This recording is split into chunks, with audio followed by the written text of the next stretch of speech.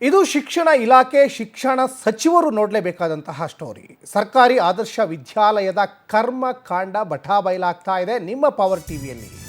ಚಿಕ್ಕಬಳ್ಳಾಪುರದ ವಿದ್ಯಾಲಯ ಅವ್ಯವಸ್ಥೆಯ ಆಗರವಾಗಿದೆ ನೋಡಿ. ಸರ್ಕಾರಿ ಆದರ್ಶ ವಿದ್ಯಾಲಯದ ಕರ್ಮಕಾಂಡ ಬಟಾಬಯಲಾಗ್ತಾ ಇದೆ. ಚಿಕ್ಕಬಳ್ಳಾಪುರದ ವಿದ್ಯಾಲಯದ ಅವ್ಯವಸ್ಥೆ ಈಗ ಯಾವ ರೀತಿಯಾಗಿ ಕಂಡು ಬರ್ತಾ ಇದೆ ಅಂದರೆ, ಶೌಚಾಲಯಗಳಲ್ಲಿ ಸ್ವಚ್ಛತೆ ಇಲ್ಲ, ಮೇಲಾಗಿ ಅಲ್ಲಿ ಸಿಬ್ಬಂದಿಗಳೇ ಇಲ್ಲ, ಮಕ್ಕಳ ಪಾಡು ಕೇಳೋರಿಲ್ಲ. ಯಾಕೆ ಜವಾಬ್ದಾರಿ? ಬೆಳಗ್ಗೆ 10 ಗಂಟೆ ಆದರೂ ಹೆಡ್ ಮೇಡಮ್ ಶಾಲೆಗೆ ಬರೋಲ್ಲ. ಈ ಶಾಲೆಯಲ್ಲಿನ ಅವ್ಯವಸ್ಥೆಯನ್ನು ಪರಿಶೀಲಿಸೋರೇ ಇಲ್ಲ ಅಂತೆ ನೋಡಿ. ಬಿಕೋ ಅಂತಿದೆ ಸರ್ಕಾರಿ ಶಾಲೆಗಳು. ಸರ್ಕಾರಿ ಶಾಲೆ ಬಗ್ಗೆ ಅಸಡ್ಯನ ಹೇಳೋರಿಲ್ಲ, ಕೇಳೋರಿಲ್ಲ. ಎಷ್ಟೋ ಸರ್ಕಾರಿ ಶಾಲೆಗಳಿಗೆ ಬೀಗನೆ ಹಾಕಿಬಿಟ್ರು. ಎಷ್ಟೋ ಸರ್ಕಾರಿ ಶಾಲೆಗಳು ಅಧೋಗತಿ ಆಗಿಬಿಟ್ಟಿದ್ದಾವೆ. ಯಾಕಂದರೆ ಶಿಥಿಲಾವಸ್ಥೆಯಲ್ಲಿದ್ದಾವೆ ಸರ್ಕಾರಿ ಶಾಲೆಗಳು. ಹೇಳೋರಿಲ್ಲ, ಕೇಳೋರಿಲ್ಲ. ಇರೋ ಒಂದಿಷ್ಟು ಸರ್ಕಾರಿ ಶಾಲೆಗಳಲ್ಲಿ ಮೂಲಭೂತ ಸೌಕರ್ಯಗಳೇ ಸಿಗ್ತಾ ಇಲ್ಲ ನೋಡಿ. ಇದು ಚಿಕ್ಕಬಳ್ಳಾಪುರ ಜಿಲ್ಲೆಯ ಗುಡಿಬಂಡೆಯಲ್ಲಿ ಕಂಡು ಬರ್ತಾ ಇರುವಂತಹ ದೃಶ್ಯಾವಳಿ.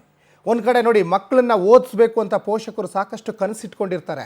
ಮತ್ತು ಈ ಥರ ಸರ್ಕಾರಿ ಶಾಲೆಯಲ್ಲೆಲ್ಲ ಯಾರು ಆಗ ಕೂಲಿ ಕಾರ್ಮಿಕರು ಮಕ್ಕಳು, ಮಧ್ಯಮ ವರ್ಗದವ್ರ ಮಕ್ಕಳು ಓದ್ತಾರೆ. ಯಾಕಂದರೆ ದೊಡ್ಡ ದೊಡ್ಡ ರಾಜಕಾರಣಿಗಳ ಮಕ್ಕಳೆಲ್ಲ ಈ ಶಾಲೆಗೆ ಓದ್ತಾರ? ಖಂಡಿತ ಓದಲ್ಲ.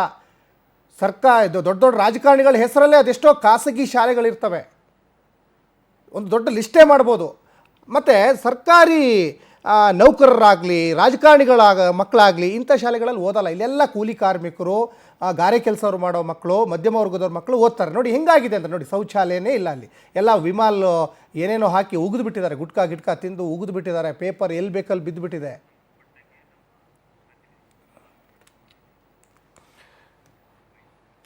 ಈ ಬಗ್ಗೆ ಸಾಕಷ್ಟು ಡೀಟೇಲ್ಸನ್ನು ನಮ್ಮ ಕೊಲೀಗ್ ಸಿಂಧೂರ ಹೆಚ್ಚಿನ ಡೀಟೇಲ್ಸನ್ನು ಕೊಡ್ತಾ ಹೋಗ್ತಾರೆ. ಸಿಂಧೂರ, ಒಂದು ಕಡೆ ನೋಡಿ, ಸರ್ಕಾರಿ ಶಾಲೆಯನ್ನು ಉಳಿಸ್ಬೇಕು, ಸರ್ಕಾರಿ ಶಾಲೆಯನ್ನು ಬೆಳೆಸಬೇಕು ಅಂತ ಹೇಳುವಂತಹ ರಾಜಕಾರಣಿಗಳು ಒಂದು ಕಡೆ ಆದರೆ, ಮತ್ತೊಂದು ಕಡೆ ಕೂಲಿ ಕಾರ್ಮಿಕರ ಮಕ್ಕಳು ಇವತ್ತು ಸರ್ಕಾರಿ ಶಾಲೆಯಲ್ಲಿ ಓದ್ತಾ ಇದ್ದಾರೆ. ಇರೋ ಬರೋ ಅಲ್ಪ ಸ್ವಲ್ಪ ಸರ್ಕಾರಿ ಶಾಲೆಗಳಲ್ಲೂ ಅವ್ಯವಸ್ಥೆಗಳ ಆಗ್ರ ಆಗಿದೆ. ಗುಡಿಬಂಡೆಯಲ್ಲೂ ಅಂಥದ್ದೇ ಸನ್ನಿವೇಶ. ಸಿಂಧೂರ, ಸಚಿನ್, ಇದು ಸರ್ಕಾರಿ ಆದರ್ಶ ವಿದ್ಯಾಲಯ ಅಂತ, ಆದ್ರೆ ಯಾವ ಆದರ್ಶನೂ ಅಲ್ಲಿ ಪಾಲಿಸ್ತಾ ಇರುವಂತದ್ದು ಕಂಡು ಬರ್ಲಿಲ್ಲ. ಈ ಆದರ್ಶ ಶಾಲೆ ಏನಿದೆಯಲ್ಲ, ಇದ್ರ ಪಕ್ಕದಲ್ಲಿರುವಂತಹ ಗ್ರೌಂಡ್ ಅಲ್ಲೇನೆ ಇವಾಗ ಚಿಕ್ಕಬಳ್ಳಾಪುರದಲ್ಲಿ ವೈಮಾನಿಕ ಸಮೀಕ್ಷೆ ನಡೀತಾ ಇರುವಂತಹ ಹೆಲಿಕಾಪ್ಟರ್ನ ಒಂದು ಹೆಲಿಪ್ಯಾಡ್ ಮಾಡ್ಕೊಂಡಿದ್ದಾರೆ. ಈ ಸರ್ಕಾರಿ ಆದರ್ಶ ವಿದ್ಯಾಲಯ ಏನಿದೆ, ಸಾಕಷ್ಟು ಜನ ವಿದ್ಯಾರ್ಥಿನಿಯರಿದ್ದಾರೆ. ಆದ್ರೆ ಸ್ವಚ್ಛತೆ ಅನ್ನೋದು ಇಲ್ಲಿ ಮರೀಚಿಕೆ ಆಗಿದೆ. ವಾಶ್ರೂಮ್ಗಳನ್ನ ನೋಡಿದ್ರೆ ನಿಮ್ಗೆ ಗೊತ್ತಾಗ್ಬೋದು ಅಲ್ಲಿನ ಸ್ವಚ್ಛತೆ ಹೇಗಿದೆ ಅಂತ ಹೇಳಿ. ಶಿಕ್ಷಕರಿಲ್ವಾ ಇಲ್ಲಿ, ಯಾರು ಅವ್ರು ಬರಲ್ವಾ ಅಂದ್ರೆ ಅಲ್ಲಿನ ಮಕ್ಳು ಹೇಳ್ತಾರೆ, ನಮ್ HM ಬರ್ಬೇಕು, ನಮ್ HM ಕರೆದ ಮಾತ್ರ ಅವ್ರು ಬಂದು ಕ್ಲೀನ್ ಮಾಡ್ತಾರೆ, ಇಲ್ಲ ಅಂದ್ರೆ ಇಲ್ಲ ಅಂತ. ಮಕ್ಳೇ ಕಸ ಗುಡ್ಸೋ ಪರ್ಕೆನ ಮತ್ತೆ ಇದು ಮೊರನೆಲ್ಲ ಎತ್ಕೊಂಡು ಹೋಗ್ತಿರ್ತಾರೆ. ನಮ್ ಕ್ಲಾಸ್ ರೂಮ್ ಮುಂದೆ ನಾವೇ ಕ್ಲೀನ್ ಮಾಡ್ಕೊಳ್ತೀವಿ ಅಂತ ಹೇಳ್ತಾರೆ ಮಕ್ಳು. ಹಾಗಾದ್ರೆ ಮಕ್ಳ ಹತ್ರ ಕೆಲಸ ಮಾಡಿಸ್ಕೊಳ್ಬೇಕಾ? ಆ ಸ್ಯಾನಿಟರಿ ಪ್ಯಾಡ್ಸ್ ಇಂದ ಹಿಡಿದು ಪ್ರತಿಯೊಂದನ್ನು ಕೂಡ ಅಲ್ಲೇ ಡಂಪ್ ಮಾಡಿರ್ತಾರೆ. ಅದನ್ನ ಕ್ಲೀನ್ ಮಾಡೋರು ಕೂಡ ಇಲ್ಲ ಅಂತಂದ್ರೆ ಹೆಣ್ಮಕ್ಳ ಒಂದು ಆರೋಗ್ಯದ ದೃಷ್ಟಿ ಏನಾಗ್ಬೇಕು, ಆ ಸ್ವಚ್ಛತೆಯ ದೃಷ್ಟಿ ಏನಾಗ್ಬೇಕು? ಮತ್ತು ಶೌಚಾಲಯದಲ್ಲಿ ತರ ಇರೋದ್ರಿಂದ ಇನ್ಫೆಕ್ಷನ್ಗಳು ಎಷ್ಟಾಗ್ತವೆ, ಅದು ಮಕ್ಕಳ ಒಂದು ಆರೋಗ್ಯದ ಮೇಲೆ ಸಾಕಷ್ಟು ದುಷ್ಪರಿಣಾಮ ಬೀರುತ್ತೆ. ಅದೇ ರೀತಿಯಾದಂತಹ ಸ್ವಚ್ಛತೆ ಕಾಪಾಡ್ಕೊಂಡಿಲ್ಲ, ತುಂಬಾ ಕೆಟ್ಟ ಪರಿಸ್ಥಿತಿಯಲ್ಲಿದೆ. ಇದು ಅವ್ಯವಸ್ಥೆಗಳ ಆಗರ ಅಂತ ಹೇಳ್ಬೇಕು. ಮತ್ತು ಶಿಕ್ಷಣ ಇಲಾಖೆ ಇದ್ರ ಬಗ್ಗೆ ಗಮನ ಕೊಡಬೇಕು.